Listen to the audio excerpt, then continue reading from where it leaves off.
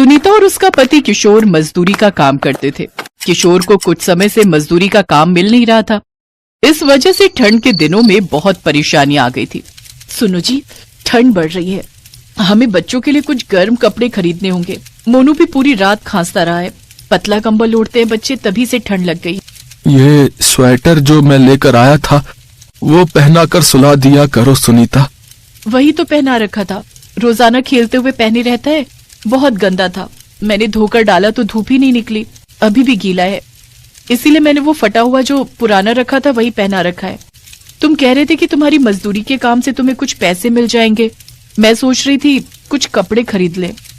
रोजाना ही जा रहा हूँ कि कोई काम मिल जाए, पर कुछ देर की मजदूरी से इतनी जल्दी इतने पैसे जुटाना बहुत मुश्किल है। जो मिलेंगे उन पैसों से थोड़े दाल चावल और आटा खरीद लाऊंगा। कम से कम बच्चे तो भूखे नहीं रहेंगे। मुझे नहीं पता कि हम कपड़े कैसे खरीदेंगे, मुझे कुछ समझ नहीं आ रहा है। अगले दिन सुनीता अपना स्वेटर अपने बेटे को पहना देती है और एक पतली सी साड़ी पहनकर एक शॉल में लिपटी मजदूरी के काम के लिए जाती है। सुनीता का नियम था कि वो मजदूरी पर जाते हुए सबसे पहले भगवान शिव के मंदिर में जरूर जाती थी। वहां नियम से पूजा पाठ करके तभी वो मजदूरी के लिए जाती थी। हे शिव शंकर, आप तो अंतर्यामी हो, मेरे दुखों को दूर करो प्रभु, अब और नहीं सहा जाता। मेरे बच्चे ठंड में ठिठुर जाते हैं। इतने पैसे नहीं कि मैं अपने बच्चों के लिए अच्छे गर्म कपड़े खरीद सकूं। मैं कुछ नहीं समझ पा रही कि मैं क्या करूं। हे भगवान, मेरी मदद करो। सुनीता मंदिर में पूजा करके सीढ़ियां उतरी तो देखा कि मंदिर के पास एक बड़े सेठ कंबल दान कर रहे हैं। सुनीता भी उसी लंबी लाइन में लग गई। काफी देर तक लाइन में खड़े रहकर सुनीता को एक कंबल मिल ही गया। सुनीता को थोड़ी तसल्ली हुई। शुक्र है भगवान का, एक कंबल मुझे मिल गया, कम से कम बच्चों की ठंड तो दूर हो जाएगी। बेटी, ये कंबल मुझे दे दो, मैं ठंड से कांप रहा हूँ। मैं एक पैर पर ज्यादा देर कतार में खड़ा नहीं रह सका, इसलिए मुझे कंबल नहीं मिल पाया। मेरे पास ओढ़ने के लिए कुछ भी नहीं है। बेटी, ये कंबल मुझे दे दो, भगवान शिव तुम पर कृपा करेंगे, मुझ पर दया करो बेटी। बूढ़े भिखारी को देखकर सुनीता के मन में दया आ गई और उसने वो कंबल उन बूढ़े भिखारी को दे दिया। खुश रहो बेटी, जीती रहो। देखना, भगवान शिव तुम पर बहुत जल्दी प्रसन्न होंगे, वो तुम पर बहुत कृपा करेंगे। तुम बहुत दयालु हो बेटी, मेरा आशीर्वाद तुम्हारे साथ है। तुमने ठंड में मुझ गरीब को कंबल दिया है, इसका फल तुम्हें जरूर मिलेगा। शुक्रिया बाबा ये आशीर्वाद देने के लिए। कंबल लेने की वजह से सुनीता को काफी देर लाइन में खड़ा होना पड़ा। इस कारण उसे काम पर पहुंचने में देर हो गई। उसके मालिक ने उस पर बहुत गुस्सा किया। कहाँ रह गई थी? है? इतनी देर से काम पर आई है। मेरे यहाँ ऐसे काम नहीं चलेगा, बता रहा हूँ। मैं तुझे नौकरी पर नहीं रख सकता। चल, मैं तुझे नौकरी से निकाल रहा हूँ, चल। नहीं मालिक, ऐसा मत कहो। अगर आपने मुझे नौकरी से निकाल दिया तो मैं इतनी जल्दी कहाँ जाऊंगी। मुझे तो इतनी जल्दी कोई काम भी नहीं देगा। मैं देर नहीं करूंगी, मैं समय पर आऊंगी। नहीं नहीं, आज कोई और बहाना कर रही है, कल कोई और करेगी। अब मैं अपने काम के साथ समझौता नहीं कर सकता, समझी? और तेरा कोई हिसाब भी नहीं है पिछला। कल के 40 रुपए मैंने तुझे दे दिए थे। सुनीता का मालिक उसे नौकरी से निकाल देता है। सुनीता बहुत रोती है और रोते रोते घर पहुंचती है। किशोर भी घर पहुंच चुका था। उस दिन उसे भी कोई काम नहीं मिला। एक कंबल मिला, वो भी इतनी देर लाइन में लगने के बाद, और वो भिखारी को दे दिया। और उसके बाद देख, अब तेरी नौकरी भी चली गई। तू अगर देर से न जाती तो आज तेरी भी नौकरी न जाती। न मेरे पास नौकरी है न तेरे पास। क्या मिला? भगवान शिव ने तुझे भक्ति का क्या ही फल दिया। आज देख, हम भूखे सो रहे हैं। वो बूढ़े बाबा चल नहीं पाते थे, इसीलिए मैंने कंबल उन्हें दे दिया। कोई बात नहीं, शायद वो उन्हीं की किस्मत का था। मुझे विश्वास है कि भगवान शिव हमारी मदद जरूर करेंगे। इतनी रात में कौन आया होगा? किशोर दरवाजा खोलता है। बाहर एक युवक खड़ा था जिसके सिर पर एक गठरी थी। मैं कंबल बेचने के लिए निकला था, पर रात बहुत हो गई है। मेरे पास खाना बनाने का कुछ सामान है जो मैं अपने साथ लेकर निकला था। मेरे पास आग जलाने की कोई व्यवस्था नहीं है। क्या मेरे पास जो सामान है इसका थोड़ा भोजन बनाकर दे सकते हो भाई? बड़ी मेहरबानी होगी। ठीक है, लाओ, दो, मैं बनवा देता हूँ। ये आटा दाल चावल है और ये कुछ सब्जियां हैं। हो सके तो सभी कुछ बनवा दो भैया। ठीक है। सुनीता, क्या तुम ये सब बना दोगी? हाँ हाँ, बेचारा कोई भूखा है, मदद करने में क्या जाता है। लाओ मुझे सामान दो, मैं बना देती हूँ। सुनीता सारा खाना तैयार कर देती है। दाल चावल सब्जी रोटी और थाली बनाकर उस युवक के लिए परोसती है। अरे आप लोग भी खाओ ना, मैं अकेला इतना सारा भोजन थोड़ी खाऊंगा। अभी तो आप लोगों ने भी नहीं खाया होगा ना। आप सब भी खाओ। खाओ ना भैया, मेरे साथ बैठकर खाओ। हाँ हाँ, मैं परोस देती हूँ, आप बैठो, मैं आपकी भी थाली लगा देती हूँ। सुनीता और किशोर की आंखों में आंसू आ जाते हैं। उस दिन सचमुच उन सबने भी उस युवक के साथ खूब पेट भरकर खाना खाया था। क्या बात है, बच्चों ने कोई ठंड के वस्त्र नहीं ओढ़े हुए? ठंड इतनी ज्यादा है, मैं तुम्हें कंबल निकाल कर देता हूं। ये बढ़िया रंग के कंबल। तुमने मेरे लिए इतना किया है तो मैं भी तो तुम्हारे लिए कुछ कर सकता हूं ना। नहीं तो इतनी रात में कोई किसी की क्यों मदद करेगा भैया। एक काम करो, ये सारे कंबल मैं तुम्हें ही दे देता हूं। मेरे पास तो घर पर बहुत कंबल है। वैसे भी मुझे घर ही जाना है। इतनी रात में गठरी लेकर जाऊंगा तो सही नहीं रहेगा।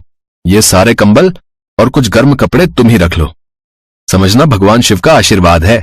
सुनीता और किशोर की आंखों में आंसू आ जाते हैं। वो युवक गर्म कपड़ों की गठरी रखकर मुस्कुराता हुआ चला जाता है। किशोर जैसे ही गठरी खोलता है, सुनीता हैरान रह जाती है। अरे, इन सब कपड़ों में ये तो वही कंबल है जो मैंने उन बूढ़े बाबा को दिया था। आज सुबह ही तो दिया था। मैं इस कंबल को अच्छे से पहचान सकती हूँ। देखो ना, ये सारे कंबल एक से हैं, पर ये कंबल बिल्कुल अलग है।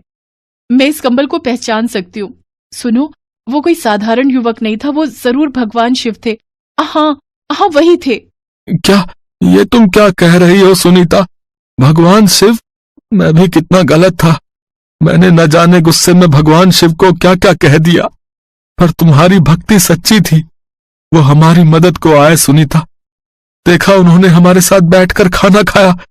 उन्हें पता था कि हम भूखे हैं, हमारे पास गर्म कपड़े नहीं हैं। उन्होंने तो इतने सारे कपड़े और कंबल हमें दे दिए।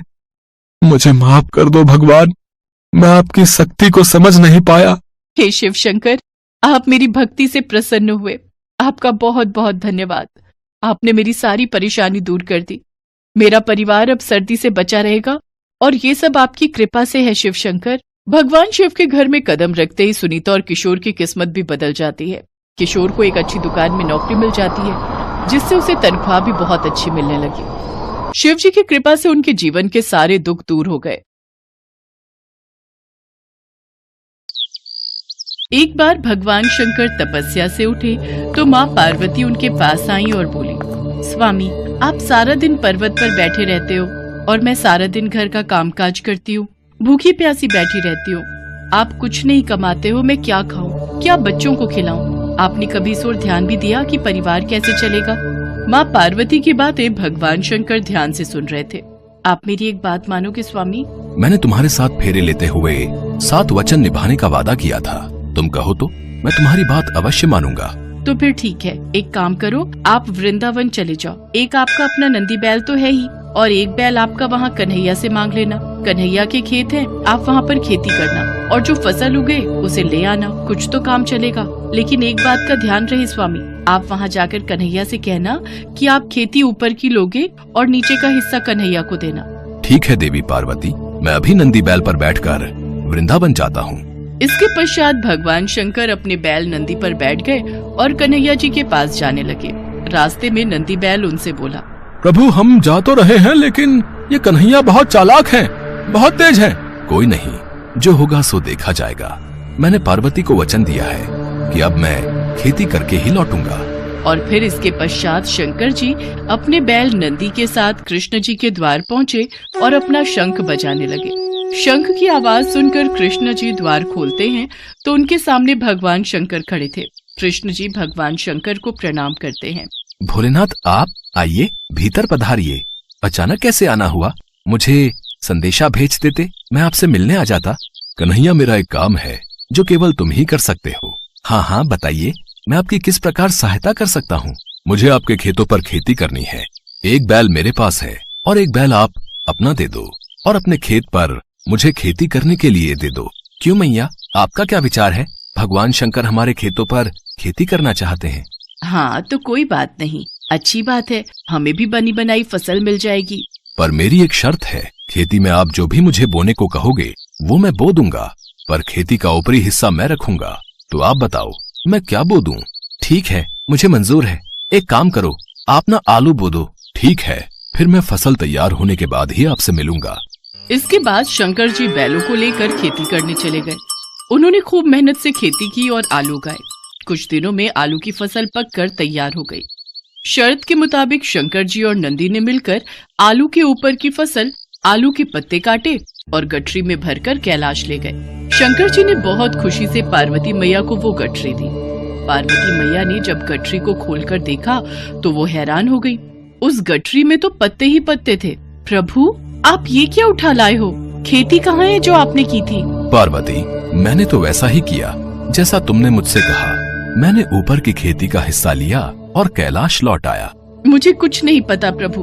अब मैं इन पत्तों का क्या करूं? ये पत्ते किसी काम के नहीं हैं। अब आप दोबारा जाओ और दोबारा खेती करके लाओ।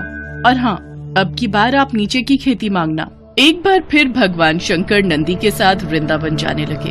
रास्ते में नंदी ने उन्हें फिर समझाया कि कान्हा बहुत चतुर है, तो आप सावधान रहना। शंकर जी ने फिर से वही कहा कि जो होगा देखा जाएगा। कन्हैया, मुझे आपके बैल और खेत फिर से चाहिए। मुझे एक बार फिर खेती करनी है, पर इस बार मेरी शर्त ये है कि मैं खेती नीचे की लूंगा, ऊपर की आप रखना।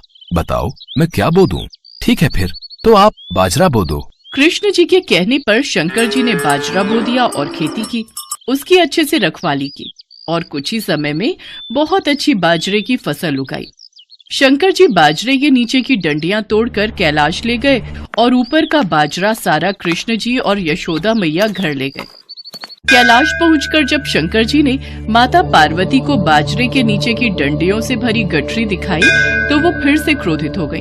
अरे, आप ये क्या ले आए? ये तो घास फूस है, इनका मैं क्या करूंगी? इसमें बाजरे के दाने कहाँ हैं? पार्वती, मुझे तो तुमने कहा कि मैं नीचे की खेती ले आऊं, इसलिए ऊपर की खेती मैंने कन्हैया को दे दी। मुझे कुछ नहीं पता, मैं क्या बनाऊं और क्या खिलाऊं। आप एक बार फिर से जाओ और इस बार कन्हैया से कहना कि ऊपर और नीचे दोनों की खेती आप ही रखोगे।